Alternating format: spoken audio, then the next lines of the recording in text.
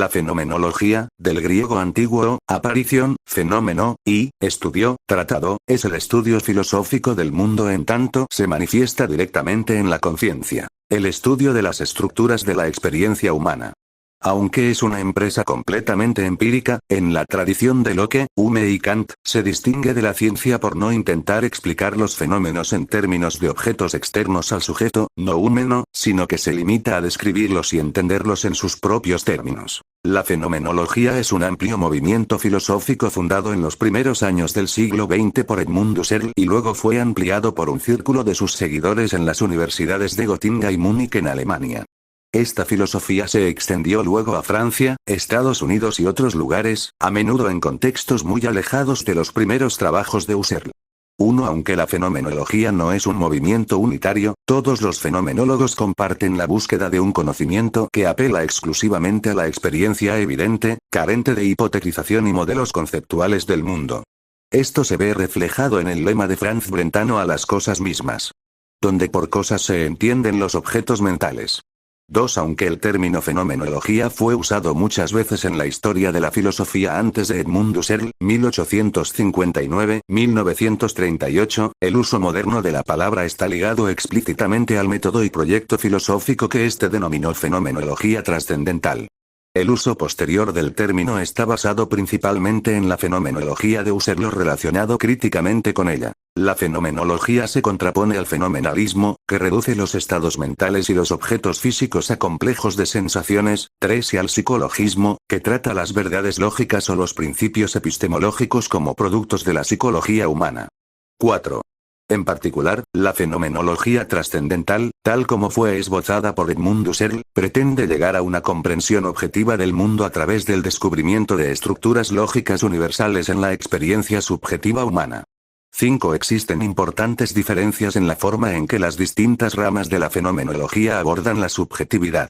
Por ejemplo, según Martin Heidegger, las verdades están situadas contextualmente y dependen del histórica, cultural y contexto social en el que emergen. Otros tipos incluyen hermenéutica, genética y encarnada. Todas estas diferentes ramas de la fenomenología pueden ser vistas como representantes de diferentes filosofías a pesar de compartir el enfoque fundacional común de la investigación fenomenológica. Es decir, investigar las cosas tal y como aparecen, independientemente de cualquier marco teórico particular. 6. Algunos influyentes fueron Edmund Husserl, Martin Heidegger, Maurice Merleau-Ponty y Max Scheler. La fenomenología procede sistemáticamente, pero no intenta estudiar la conciencia desde la perspectiva de la psicología clínica o la neurología. En su lugar, busca determinar las propiedades y estructuras esenciales de la experiencia. 13. La fenomenología no es una cuestión de introspección individual. Un relato subjetivo de la experiencia, que es el tema de la psicología, debe distinguirse de un relato de la experiencia subjetiva, que es el tema de la fenomenología. 14. Su tema no son los estados mentales, sino las cosas del mundo consideradas de cierta manera. 15. La fenomenología es una reacción directa al psicologismo y al fisicalismo de la época de Husserl. 16. Toma como punto de partida la cuestión de cómo es posible la objetividad en absoluto cuando la experiencia del mundo y sus objetos es completamente subjetiva. 14. Lejos de ser una forma de subjetivismo, los fenomenólogos sostienen que el ideal científico de una tercera persona puramente objetiva es una fantasía. La perspectiva y las presuposiciones del científico deben articularse y tenerse en cuenta en el diseño del experimento y la interpretación de sus resultados. En la medida en que la fenomenología es capaz de lograr esto, puede ayudar a mejorar la calidad de la investigación científica empírica. 17. A pesar de la diversidad interna del campo, Shaun Gallaget y Dan Zahavi sostienen que el método fenomenológico se compone de 4 pasos básicos: la epoche, la reducción fenomenológica, la variación eidética y la corroboración intersubjetiva. 14. La epoche es el término de Husserl para el procedimiento mediante el cual el fenomenólogo se esfuerza por suspender el sentido común y los supuestos teóricos sobre la realidad, lo que él denomina la actitud natural, para atender solo a lo que se da directamente en la experiencia.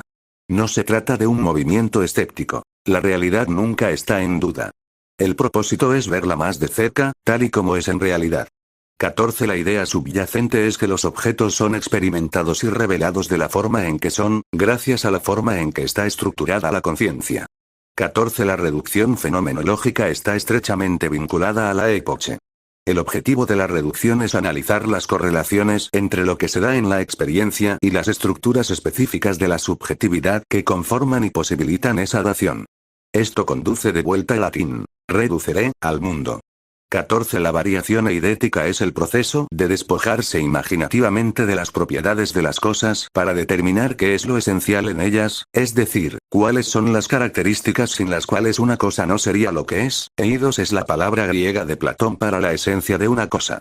Significativamente para el investigador fenomenológico, la variación eidética puede practicarse sobre los propios actos de conciencia para ayudar a clarificar, por ejemplo, la estructura de la percepción o de la memoria. Husserl reconoce abiertamente que las esencias descubiertas por este método incluyen diversos grados de vaguedad y también que tales análisis son derrotables. Sin embargo, sostiene que esto no socava el valor del método. 14. La corroboración intersubjetiva consiste simplemente en compartir los resultados propios con la comunidad investigadora en general. Esto permite realizar comparaciones que ayudan a separar lo que es idiosincrásico para el individuo de lo que podría ser esencial para la estructura de la experiencia como tal. 14. Según Maurice Nathanson, la radicalidad del método fenomenológico es a la vez continua y discontinua con el esfuerzo general de la filosofía por someter la experiencia a un escrutinio fundamental y crítico, no dar nada por sentado y mostrar la garantía de lo que pretendemos saber. 18. Según Husserl, la suspensión de la creencia en lo que ordinariamente se da por supuesto o se infiere por conjetura disminuye el poder de lo que habitualmente se abraza como realidad objetiva. En palabras de Rudiger Safransky, la gran ambición de Husserl y sus seguidores era hacer caso omiso de todo lo que hasta entonces se había pensado o dicho sobre la conciencia o el mundo, mientras buscaban una nueva manera de dejar que las cosas que investigaban se acercaran a ellos, sin encubrirlas con lo que ya sabían.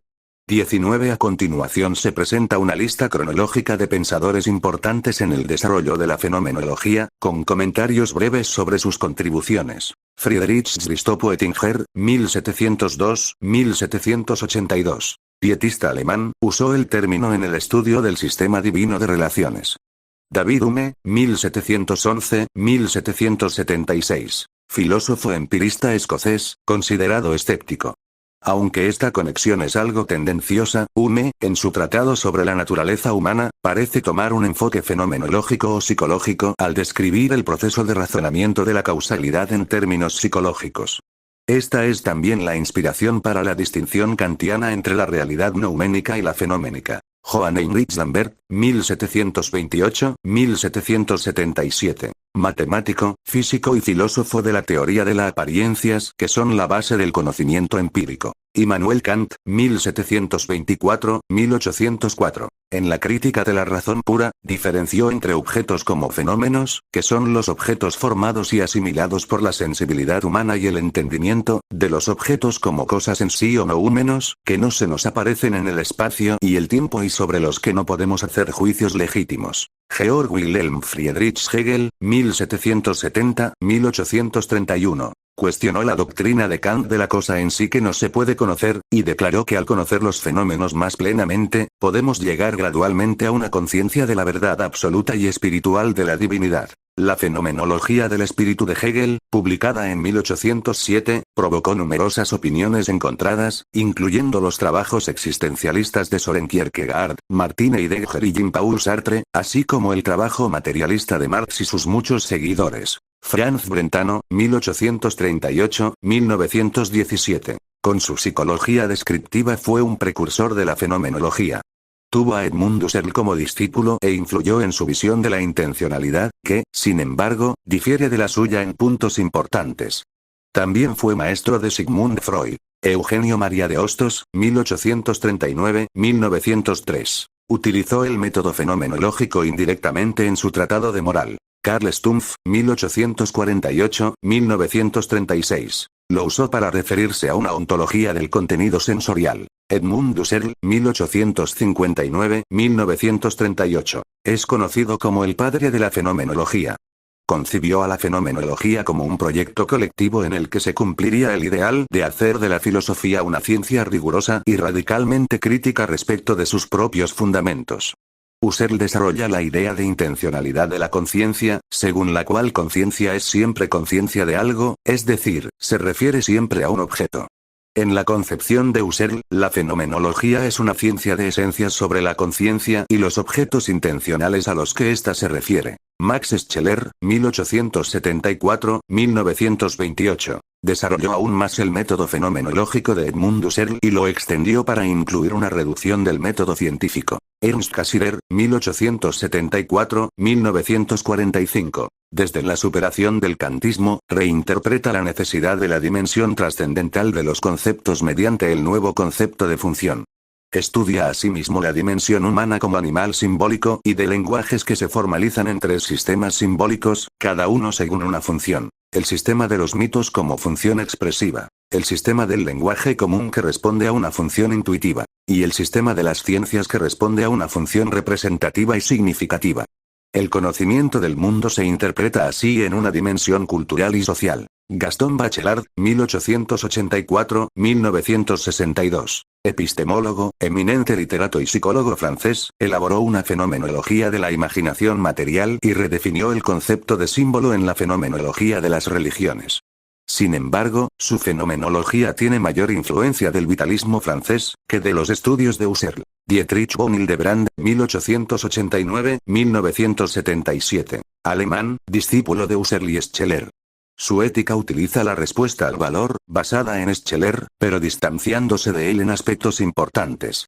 Realizó una intensa labor antinazista, a diferencia de Heidegger, por la que tuvo que huir de Alemania. Entre sus obras más importantes se encuentran Estética, la esencia del amor, Ética, que es la filosofía, el corazón, y la obra de carácter espiritual Nuestra transformación en Cristo. Martin Heidegger, 1889-1976. Criticó la teoría de la fenomenología de Husserl mientras trataba de desarrollar una teoría de la ontología que lo llevó a su teoría original del Dasein, el ser humano abstracto en su gran obra Ser y Tiempo. Heidegger considera que la perspectiva desde la que la ciencia considera las cosas no es suficiente y limita u oculta el conocimiento de la entidad como realidad, quedándose solo en su aspecto de mero objeto. 20. La ciencia trata de objetividades, pero la filosofía va más allá en su acción clarificadora que abre la conciencia al horizonte del sentido y a la comprensión intuitiva de la plenitud de significado. La física no puede llegar a la pregunta por la cosa.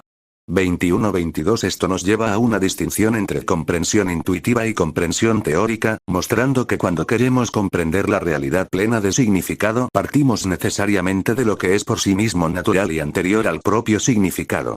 Curiosamente Heidegger coincide en este planteamiento con los filósofos analíticos, herederos del positivismo, que parten de supuestos completamente diferentes como Agustín Davidson y Rorty y entra de lleno en la consideración actual del problema de la evidencia y su relación con el lenguaje. Edith Stein, 1891-1942. Estableció una diferencia fundamental entre los problemas de la naturaleza y los problemas de la subjetividad. Alfred Schutz, 1899-1959. Desarrolló una fenomenología del mundo social sobre la base de la experiencia diaria, que ha influido a sociólogos importantes como Peter Berger y Thomas Luckmann. Maurice Merleau-Ponty, 1908-1961. Considera que la fenomenología es el estudio de las esencias de la experiencia. La experiencia corporal es crucial en la comprensión del mundo y en la interacción con él. El mundo no es lo que yo pienso, sino lo que yo vivo, en Fenomenología de la percepción, divergiendo así de la tradición filosófica que considera a la conciencia como la real fuente de conocimiento.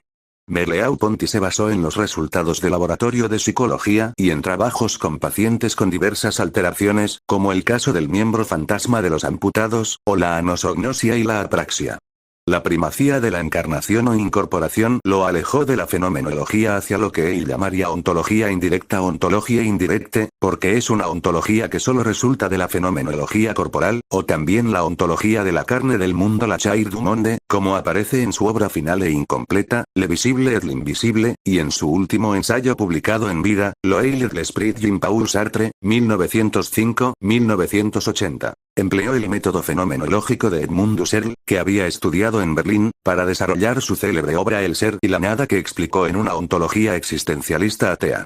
También, con base en la fenomenología de Husserl, escribió La trascendencia del ego, donde plantea su tesis sobre la conciencia de sí y la conciencia de mundo. Emmanuel Levinas, 1906-1995. Su magisterio permitió la difusión de la fenomenología alemana en Francia.